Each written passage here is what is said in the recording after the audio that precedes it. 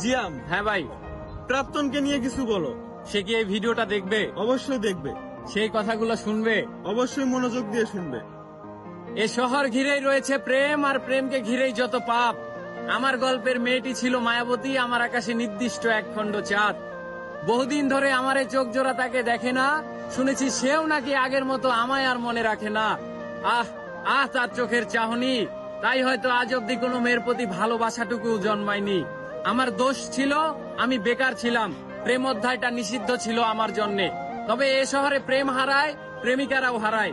এর পেছনে শুধু বেকারত্বই দায়ী নয়, আমাদের প্রতি ওদের টান কেটে যাওয়াই প্রধান বিষয়। আমার সাথে প্রেম থাকাকালীন অবস্থায় আমি তার গায়ে স্পর্শ করিনি, তার সতীত্ব নষ্টের কারণ হতে চাইনি। তবে আমার প্রেমিকা বড্ড নীতিবান, সে তার বর্তমান প্রেমিকের সঙ্গে অশ্লীলতা করে। আমার এ করুণ অবস্থায় আজ তীব্র হারে অনুশোচনা করে।